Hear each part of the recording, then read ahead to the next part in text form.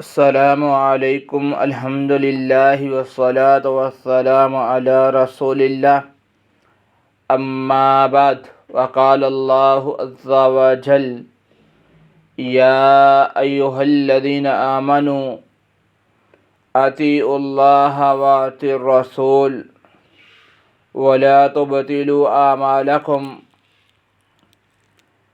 معزز سامعین، میرا جو بھائی میری ویڈیو کو سنیں وہ میرا بھائی میرے چینل کو سبسکرائب کرے اور لائک کرے۔ میرے محترم بھائیوں، آج کا ہمارے بھائیوں کا سوال ہے کہ بیٹھ کر نماز پڑھنا کیسا ہے، یعنی کہ جو بھائی بیٹھ کے نماز پڑھتے ہیں ان کا یہ عمل کرنا کیسا ہے۔ تو میرے محترم بھائیوں، اللہ کے نبی علیہ السلام کا فرمان ہے، عمران ابن حسین رضی اللہ تعالیٰ عنہ بیان کرتے ہیں کہ رسول اللہ صلی اللہ علیہ وسلم نے فرمایا کہ تم نماز کو کھڑے ہو کے پڑھو، ایک نماز کھڑے ہو کے پڑھنی چاہیے۔ پھر فرمایا کہ جو کھڑے ہو کے نہ پڑھ سکے وہ بیٹھ کے پڑھ لے۔ پھر فرمایا کہ جو بیٹھ کے نہیں پڑھ سکتا، استطاعت نہیں رکھتا، فرمایا وہ کروٹ لے کے پڑھ لے، یعنی کہ لیٹ جائے اور دائیں طرف کروٹ لے لے اور نماز پڑھ لے۔ پھر فرمایا اگر وہ کروٹ لے کر بھی نہیں پڑھ سکتا تو سیدھا لیٹ جائے اور اشارے کے ساتھ نماز پڑھ لے۔ تو میرے محترم بھائیوں، اس حدیث کے اندر اللہ کے نبی علیہ السلام کے فرمان کا مطلب یہ ہے کہ اللہ رب العالمین نے جو نماز پڑھنے کا حکم دیا ہے وہ یہ دیا ہے کہ نماز کو کھڑے ہو کے پڑھو، یعنی کہ نماز کو کھڑے ہو کے پڑھنا چاہیے۔ ہاں، البتہ جو بھائی ساتھی بیمار ہے یا جو خواتین بیمار ہیں وہ کھڑے ہو کے نماز نہیں پڑھ سکتی یا نہیں پڑھ سکتے تو فرمایا وہ نماز کو چھوڑے نہ بلکہ بیٹھ کے پڑھ لے۔ اسی طرح فرمایا کہ جو بیمار ہے کھڑے ہو کے نہیں پڑھ سکتا تو وہ بیٹھ کے پڑھ لے۔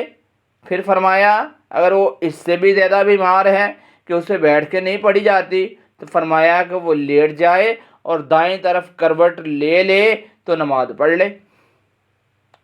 پھر فرمایا کہ نماز کو ترک نہیں کرنا، چھوڑنا نہیں ہے۔ اگر کوئی کروٹ لے کر بھی نماز نہیں پڑھ سکتا، یعنی کہ وہ بیمار ہے اور اتنا پریشان ہے کہ اس کا عذر یہ ہے کہ وہ نہ کھڑے ہو کے پڑھ سکتا ہے، نہ بیٹھ کے پڑھ سکتا ہے، نہ ہی وہ دائیں طرف کروٹ لے کے پڑھ سکتا ہے، تو فرمایا ایسا شخص لیٹ کے اشارے کے ساتھ ہی پڑھ لے تو ایسے بندے کی نماز ہو جائے گی۔ تو میرے محترم بھائیوں، اس حدیث سے یہ بات ملتی ہے کہ نماز کھڑے ہو کے پڑھنی چاہیے۔